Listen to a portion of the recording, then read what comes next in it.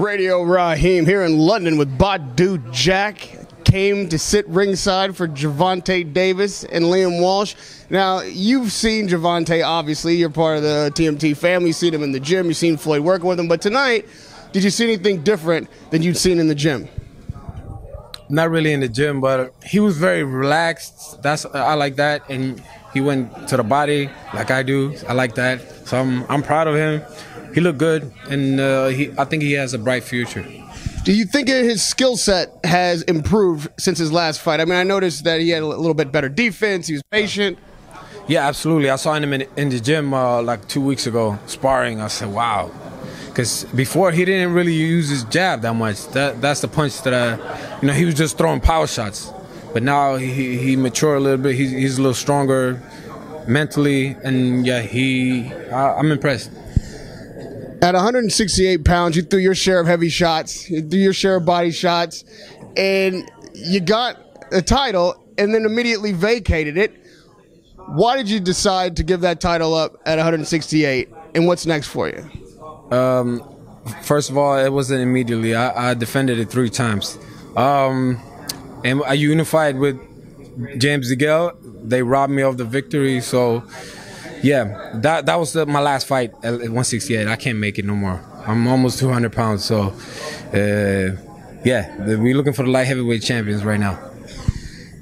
You're not fighting at 68 simply because you can't get down, but if that DeGale rematch presented itself at 68, could you make it? Would that motivate you to get there? No, right now I can definitely not make it. Definitely not. Like I said, I'm almost 200 pounds. I have nothing to, cut. No. Definitely not. But I would love to fight him at 175, but he's not big enough. So I retire him. I finish his career if we fight again. You saw what happened. He's still injured, so that is nothing. No disrespect to him. He fought a hell of a fight. He showed a lot of heart, but he took a beating, and that's why he's still, his eardrum, his teeth, his shoulders, he was destroyed after the fight. At 175 pounds, like you just said, you're 200 now. 175. These guys, they come in big, very big. How does your game, if it has to change, have to change for 175-pound competition?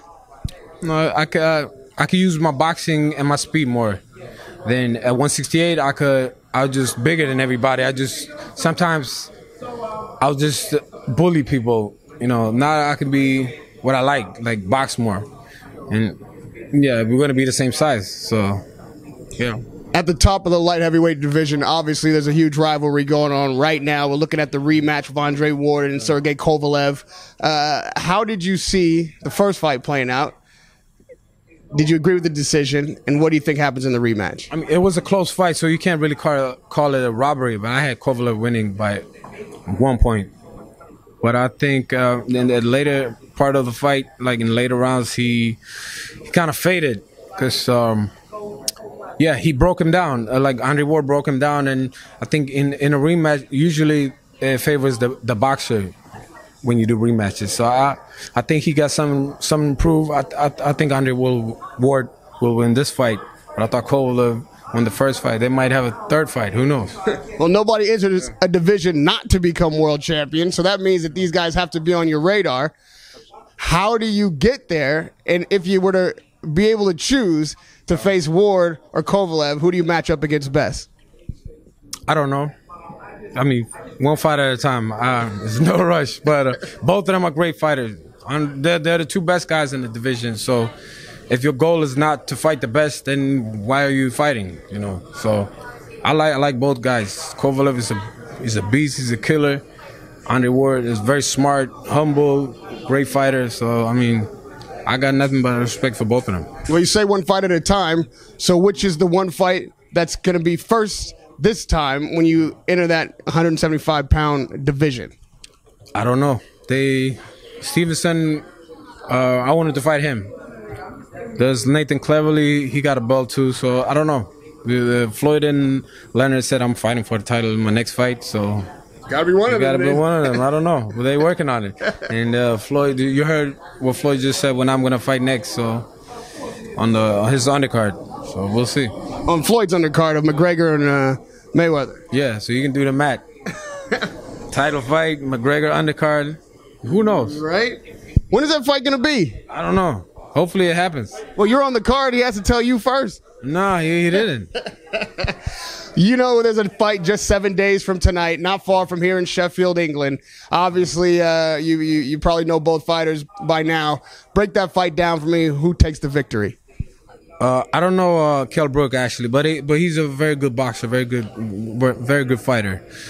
But Errol Spence, I like him. He got great fundamentals. He got everything. He got speed, power, great defense, boxing skills, footwork. He got everything. So I told when he was like maybe 4-5-0, I saw him spar Floyd. I said, this guy is my favorite fighter. He's gonna be a future superstar. So I can't go against him.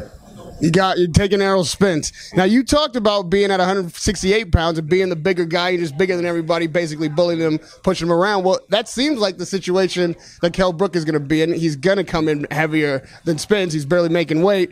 Does that advantage him? Does that give him a possibility of winning a fight that maybe he shouldn't win at that weight?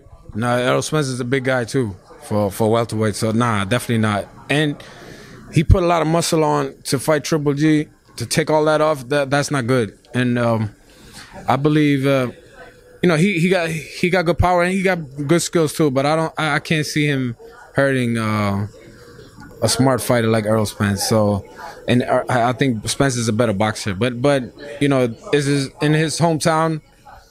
He got a little more experience, and you never know. Anything can happen in boxing, but I'm rooting for my boy Errol Spence. And lastly, Badu, a big fight that everybody can't wait to see.